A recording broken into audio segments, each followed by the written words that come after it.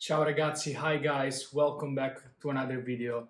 Zamo here with the pizza on the couch, with the labubus, with the Zamo sign. Welcome back to a new video. How you doing? In today's video, we're gonna talk about fashion mistake, things that I still do and see people doing around. It's 2025, please let's stop making these mistakes. These are crazy decisions that affect our daily life. We should really stop making. In the last couple of weeks, I've been more outside active here in Amsterdam, looking at people on social media. Those are really five no-goes that I keep seeing around and that makes you unhappy and people around you unhappy. So have a better day. Stop making these mistakes. Thank you for liking, following, and subscribing to the channel. That means the world to me. Join the Spaghetti Army. That's the name of our community. Every week we have fun. We do fashion, design, history, brands. Join the Spaghetti Army. If you do and you become a spaghetti soldier, you get an extra how you doing. As you can see, guys, today I'm wearing my Goodfellas t-shirt. So it's a serious topic. I think that it's absolutely normal to go through a period of trial and error while deciding your own styles, and we all kind of progress based on age, on wealth, on where we live. These are my opinions, so don't get offended because I'm gonna say kind of heavy things. So if this is you making the mistakes and you're happy with them, I'm not happy with you, but it's alright. This is just my opinion, so let's take it with a grain of salt. So I just picked five because I think that those are like the five first ones that we all start making and then we should really stop. I'm also gonna be constructive over here and I'm gonna provide with some feedbacks and ideas of how, for example, personally I avoid doing these mistakes.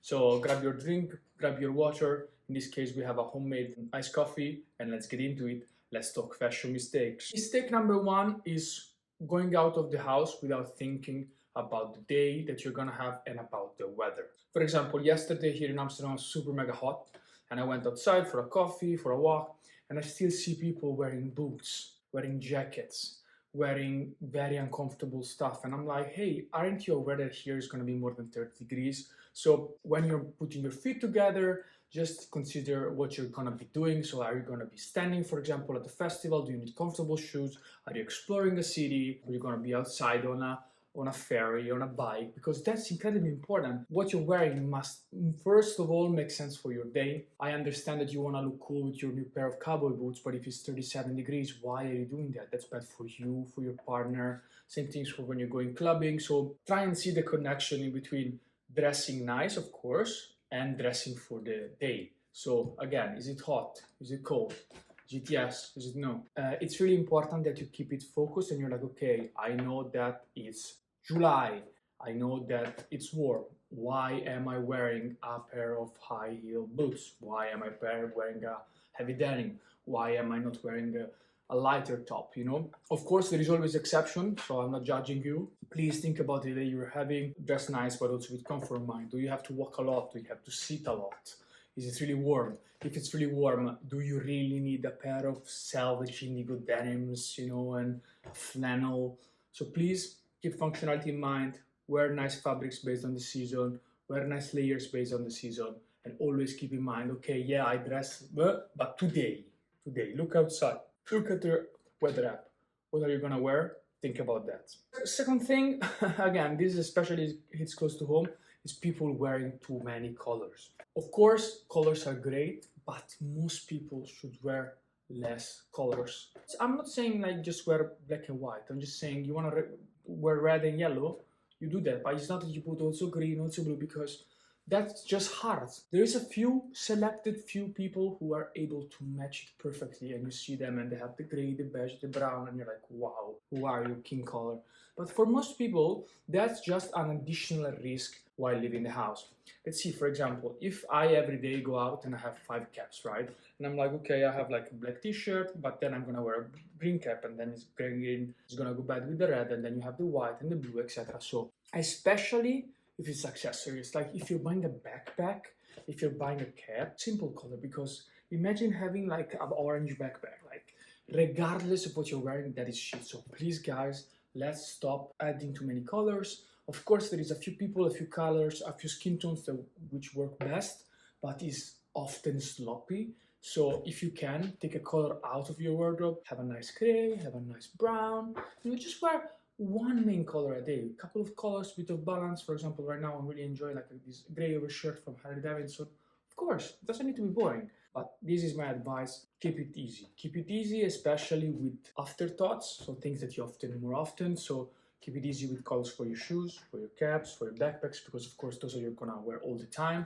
So if they're a nude, toned down color, that's gonna be the best. Be mindful of colors and don't overdo it. Mistake number 3 is thinking that if something is branded, something has a big logo, that means that it's good, that it's cool, that being dressed well. No, that's absolutely not the case. Logo makes you look tacky, logo makes you look like you're a billboard from another brand, especially if the logo is the only cool thing about the garment. So of course, there could be some issues in which having a logo really talks to a culture, talks to an innovation as a standout point, absolutely. But if the only cool thing about what you're wearing is the fact that it says Boss or Gucci here, that's very sad, that's a mistake, stop doing it. I personally thought that we were over this phase of like, flexing, but actually it's kind of coming back online, some culture, so spending a bag at Louis Vuitton doesn't make you well dressed. Chill, relax, okay, maybe you have some money, maybe you have some fakes, but the overall culture is terrible.